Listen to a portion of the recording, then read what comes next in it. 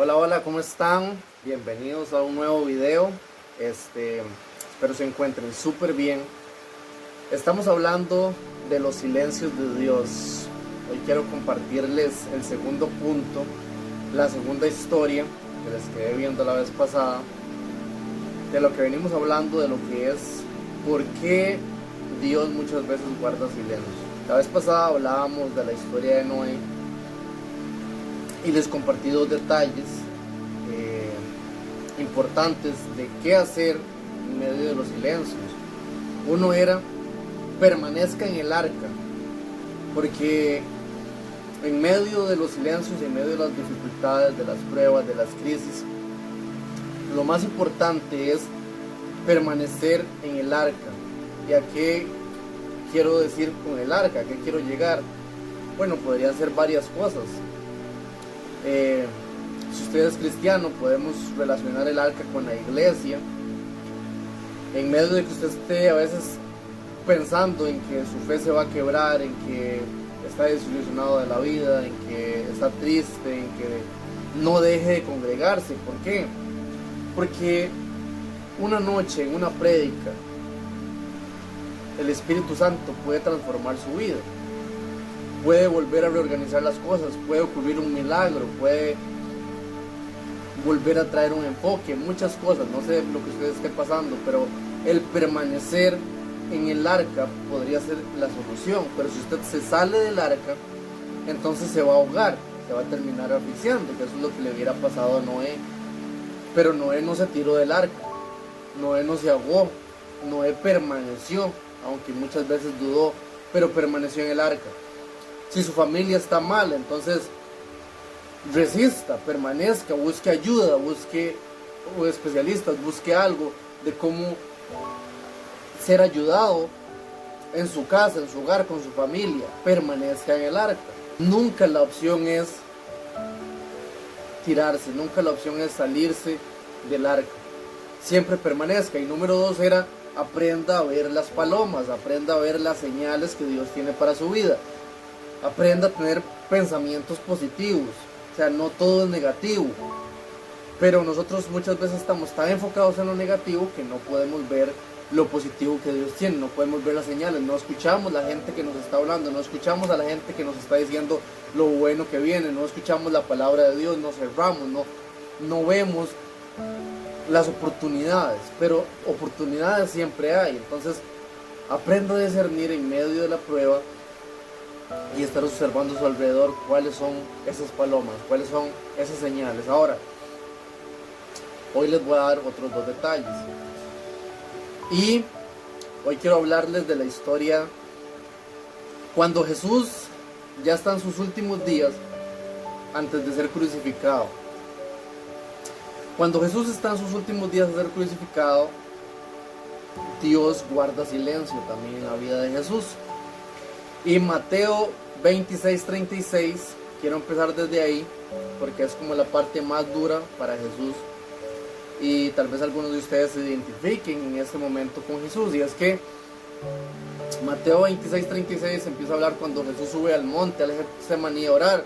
Y se lleva a Pedro y a dos discípulos más con él. Y los deja un poco más abajo y les dice: quédense aquí, siéntense mientras yo subo a orar. Y Jesús le dice a Dios: Padre, si es posible, pasa de mí esta copa. ¿Y qué se representaba la copa? Bueno, el ser crucificado, el proceso, la prueba que era necesaria que Jesús pasara. Y él ora por una hora, bajan de los discípulos y se los encuentra durmiendo. Entonces llama la atención de Pedro y le dice: no han podido velar. O sea, despierta Pedro y le dice: no han podido velar conmigo una hora. Y antes de eso, o sea, por eso les digo aquí, o sea, lo complicado de eso es que cuando Dios guarda silencio, muchas veces no solo Dios guarda silencio, es que nuestro alma es quebrantada y muchas veces no hay nadie que entienda o que esté para nosotros en ese momento cuando nuestra alma es quebrantada. Porque Jesús, antes de subir a orar, les dice: quédense aquí, pero les cuenta, les abre su corazón y les dice: estoy angustiado, mi alma está pasando por una terrible tristeza. Y por eso sube a orar y a decirle: Padre, si es posible, pasa de mí esta copa. Entonces, imagínense cómo se sintió Jesús cuando baja y los encuentra durmiendo. O sea, eran los mejores amigos de Jesús, eran los discípulos más cercanos, pero en ese momento, o sea, no me pudieron ayudar, no pudieron entender mi dolor, no. Y muchas veces pasamos eso en nuestra vida, estamos pasando por el momento más terrible de soledad, de ruptura, de algo en nuestra vida, y la gente que queremos, que creemos que es la más cercana, que creemos que son los que nos van a ayudar, se quedan dormidos, no nos entienden, hasta nos critican. Eso le pasó a Jesús. Entonces dice que él vuelve a subir y vuelve a decirle: Padre, si es posible, pasa de mí esta copa. Vuelve a bajar y ellos siguen durmiendo, ya no los despierta y vuelve a subir por tercera vez. Y una vez más, y la última, dice: Padre, si es posible, pasa de mí esta copa.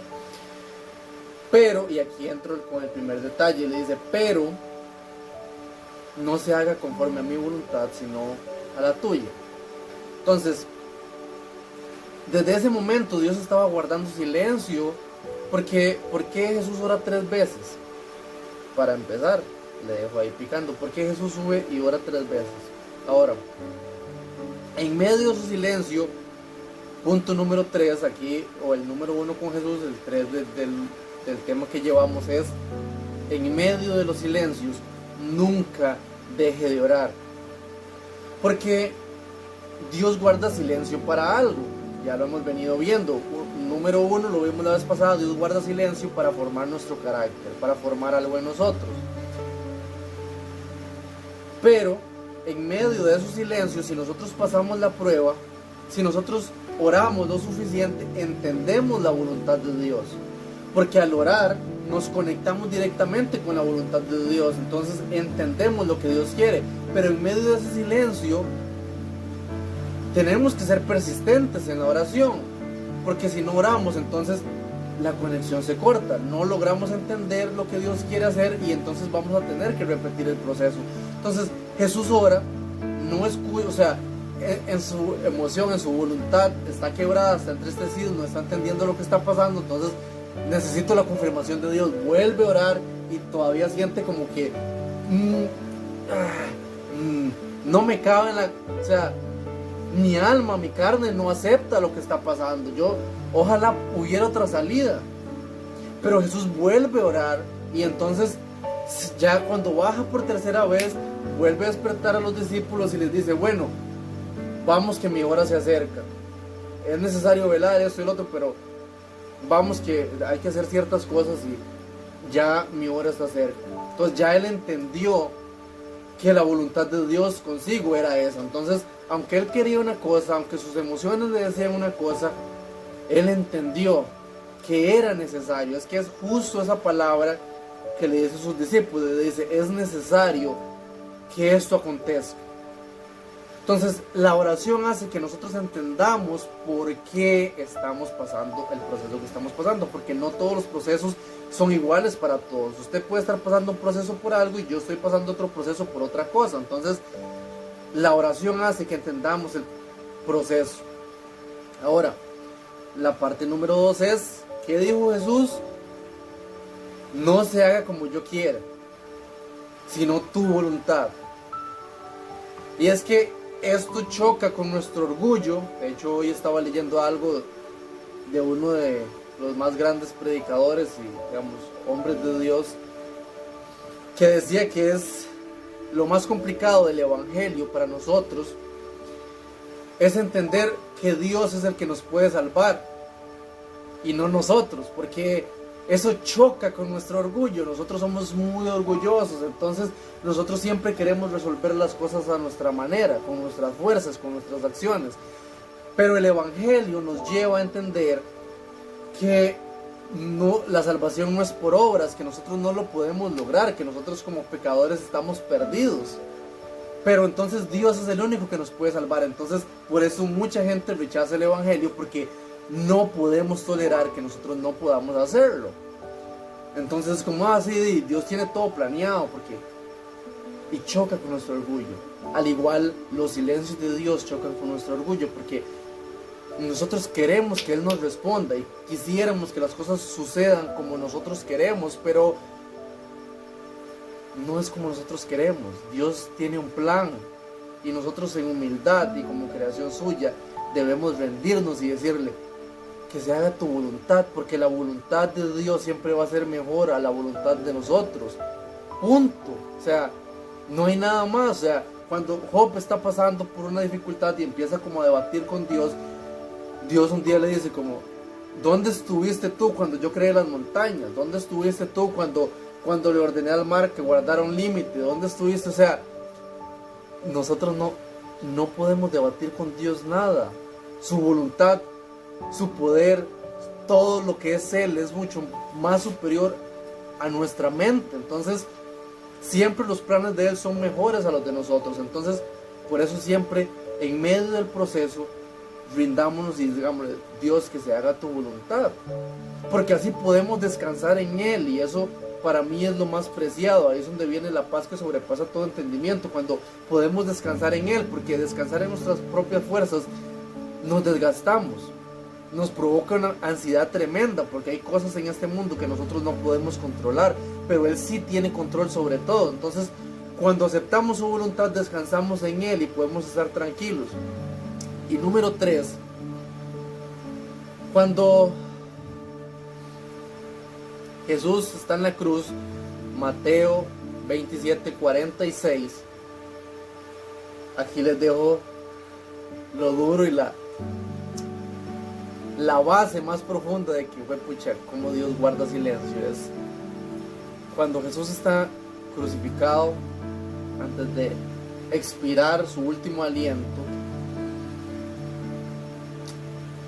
dice: Elí, Elí, lama sabactani, que eso significaba: Dios mío, ¿por qué me has desamparado? Entonces, Jesús sintió tanto dolor, su alma estaba en tanta terrible angustia, que en ese momento de verdad sintió que Dios lo había desamparado. El mismo Jesús en un momento dijo esas palabras. Sin embargo, lo que más impresiona aquí es que en medio de haber sentido eso, Él nunca dudó de su propósito. Y aquí quiero decirles la tercera cosa importante en medio de los silencios de Dios: nunca dude de su propósito. Porque usted no tenga claro algo hoy, o porque esté pasando un momento de dificultad, o porque las cosas no le estén saliendo del todo como usted quisiera, no quiere decir que su propósito no esté vigente, no quiere decir que usted esté fallando. En la historia bíblica y no bíblica, en toda la historia está demostrado que todos pasamos por adversidades, y muchas veces antes del éxito más grande de nuestra vida tenemos el peor fracaso de nuestra vida. Todos lo han pasado. O sea, muchas veces nos sentimos que no estamos alcanzando lo que quisiéramos, pero en medio del silencio, en medio del proceso, en medio del dolor, encontramos la respuesta que nos iba a llevar al mayor éxito de nuestra vida. Lo que nosotros creemos que es un fracaso, para Dios es el camino para llevarnos a nuestra mejor temporada. ¿Y qué pasó después de que Jesús dice esas palabras? Cuando grita por segunda vez estas palabras, dice que expira, entrega su espíritu y entrega su espíritu y entrega su espíritu y entrega su espíritu y expira. Y después de esto viene un temblor sobre la tierra, el velo se rasga, empiezan a suceder todo lo que la escritura decía que iba a suceder. Se abren los sepulcros, los santos empiezan a resucitar, y Jesús empieza a tener gloria, y empieza la preparación para que sea resucitado en gloria y en poder. Para que haya gloria, primero tiene que haber muerte. Y para que haya un crecimiento en nosotros, primero tiene que haber un silencio. Y aquí dejo la segunda cosa, para ir cerrando, de por qué Dios guarda silencio. Y Jesús nos enseñó que Dios es nuestro Padre. Y yo no sé, los que han sido hijos o los padres también pueden ver esta analogía, y es: muchas veces Cuando los padres ocupan que el hijo entienda algo que por solo simples palabras no entiende, muchas veces los padres tienen a dar la espalda, o sea, a guardar silencio, a no, o sea, ejemplo, el hijo está haciendo un berrinche por algo que quiere, pero eso que quiere o no le conviene, o no es el momento, o no hay plata, o alguna cosa, o sea, no se puede dar lo que el hijo quiere en ese momento, ¿ok? Entonces, los padres tratan de explicar por qué no se puede, pero a veces uno como hijo no entiende y simplemente lo quiere. Entonces, el padre da la espalda, porque en medio del silencio, en medio de dar la espalda, en medio de que yo me tengo que tragar mi berrinche, luego logro entender por qué es que el padre está diciendo eso, porque ya dejo que se pase mi berrinche y empiezo a analizar por qué el padre está guardando silencio, por qué la madre está guardando silencio, o sea, ¿qué está pasando? ¿Por qué no me están hablando? ¿Por qué no están reaccionando? Y ahí es donde la Biblia explica que también hasta que el hijo sea maduro no va a recibir la herencia. Entonces Dios tiene grandes herencias para nuestra vida. Dios tiene grandes cosas que usted no se imagina. El problema de muchos cristianos, ¿sabe por qué no alcanzamos las promesas que Dios tiene para nuestra vida? Porque no hemos madurado. Entonces, para madurar, Dios necesita darnos la espalda para que nosotros entendamos por nuestra propia cuenta el por qué no debemos hacer ciertas cosas. Entonces estamos haciendo ciertas cosas mal en nuestra vida, entonces Dios manda un proceso y guarda silencio para que nosotros maduremos, porque solo la persona madura se le entrega la herencia. Si usted sigue siendo un inmaduro, si seguimos siendo niños, Dios no nos puede dar la recompensa. Y Dios espera de usted y de mí que seamos adultos responsables y personas que podamos administrar las cosas de su reino. Espero que este mensaje les haya servido. De verdad, yo estoy muy emocionado, estoy llenado mucho mi corazón. A mí es el primero que me está hablando y nos vemos en la próxima.